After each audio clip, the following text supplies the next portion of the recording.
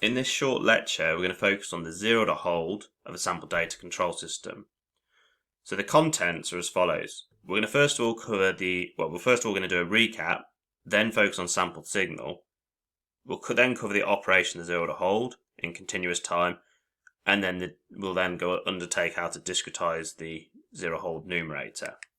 So after this lecture, you should be able to understand the operation of a sample signal in both theory and practice, the operation of the zero to hold in both theory and practice, and then how to discretize the numerator of the zero to hold.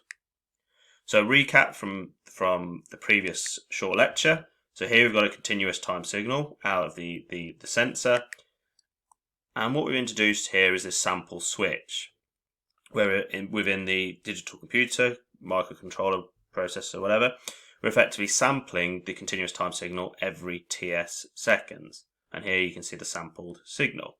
The notation I use y of t to y subscript k. We do that exact same thing at the to sample the reference, and then here our control algorithm. We've got this sampled error, and then we output the control algorithm output u of k.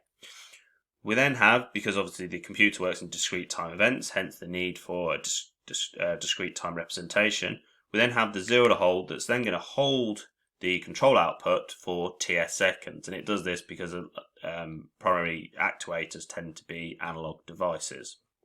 So sample data control system is a mixture of continuous time and discrete time, and the amount of information provided depends on the sample interval. So in terms of a sampled signal, this formula here describes how effectively we sample a continuous time signal, where Z is the time shift operator. So the time shift operator acting on this continuous signal here that you can see here, f of t, and this continuous signal here is equal to f of x. And this part here effectively describes what you're seeing on this graph here. So you can see your continuous time signal, and you can see that we're effectively sampling here f of k every TS seconds. Okay, so we've got a mathematical model that describes the behavior of the continuous signal at these sample points. So where f subscript k is a sampled version of the continuous function f of t. So in theory and simulation, outputs are determined at a given current and future point in time. So when you run a simulation in MATLAB, it's time 0, 1, 2, 3, 4, 5, etc. However, in practice, we're actually interested in current, so k, and we're interested in past known measured data.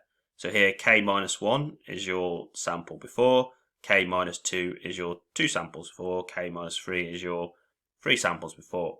And think of that from a practical viewpoint. We're actually sampling, and when we sample, okay, so imagine we sample, okay, then we sample again. That previous sample becomes our past sample, and so on. So we'll return back to this later. We're just going to park this for now. I just want to make you aware that in practice, we're actually more interested in current and past measured data, and this will become more apparent when we get onto difference equations later on in the series of short lectures, and that's the kind of the more practical side. I'll move on to things such as system identification, where we use past known and measured input and output data. So in terms of the operation of the zero to hold, as you saw in the previous short lecture, it effectively converts a series of pulses from the control output UK into a continuous time staircase control signal, U star. So as you saw previously, and also in the previous lecture. So what you can see here is the operation of the zero to hold. So this is the staircase that you expect to see after the zero to hold. Don't worry too much about what you're seeing here at the moment. I just wanted to make you aware of, actually, like in real time, well, what I'm going to show you now, that's actually what it looks like in a real time actual system. This particular example, I've just got a vehicle. You can see on the video, it's just a vehicle. It's just traveling. It's got 2 DC motors, and is effectively just spinning the DC motor. And all I'm doing here is just changing the voltage that's supplied from the control output. So the voltage that's changed, and it's from 0 to 5 volts, and then the zero to hold is just holding that signal between 0 and 5 volts for TS seconds. Okay, that's effectively it. And this is, although this is a particular example I've got now, you might be aware of this, you might not, is not a closed loop control system. but the sequence of obviously the sequence of events repeats over TS, and it's dependent on the error signal driving the system. So in a control system, okay, although we saw this staircase, in a control system, this staircase is very much a function of the error. So that's what we saw previously, just to recap you. So the control algorithm output, control output, and there you can see this staircase signal as you've just previously seen. So what does this look like in terms of the theory? So in continuous time, the transfer function of the 0 to hold is given by this. So you can see this equation here. So 1 minus this exponential to the power of minus s, where s is your pole, the pole ts, so ts is your sample interval, over s. And what this is, it's effectively, if we look at this version of it here, it's effectively the application of a step input, take away the removal of the previous step input subject to a time delay. So it involves the application of a new step and this simultaneously removing the old step with this delay. And this repeats at every time step, so every sample point. Okay. Hopefully that kind of makes sense, that equation. If it doesn't, what I've got here is just a little kind of illustration just to show this. So first sample. So what I'm applying here is a step input of 5 over s for ts seconds. So you'll see here the control output here just being a value of 5. And then what you see here is the 0 to hold has held this signal for ts seconds. I.e., if you remember back, the time domain, if you were to do look at the tables and transform, 5 over s effectively is just going to give you a value of 5 or 5 units. The second sample. So what I'm now going to apply is, you can see here, I'm going to apply 3, which is a unit of 3, which is effectively 3 over s in the Laplace domain. So the application of 3 over s, and then what we remove is 5 over s, okay, subject to this delay. So you can see there, I've held the signal, and then what we do here is we remove the old one. So you can see there I've got rid of the grey just to represent that. Then the third signal, hopefully you're getting the idea now, is the application of the new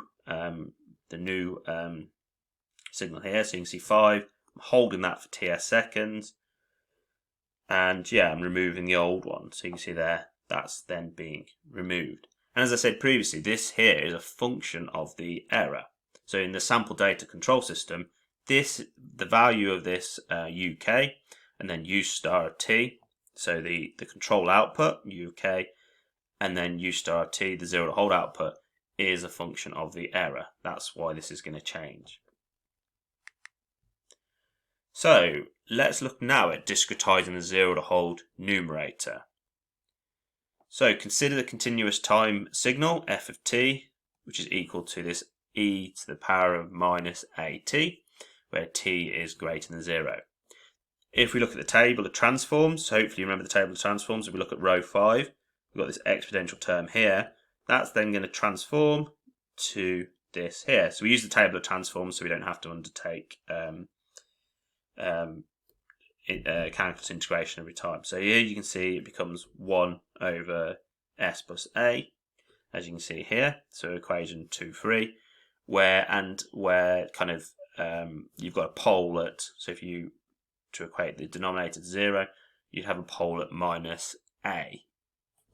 Okay, and just remember, poles, numerator, are the roots of the numerator.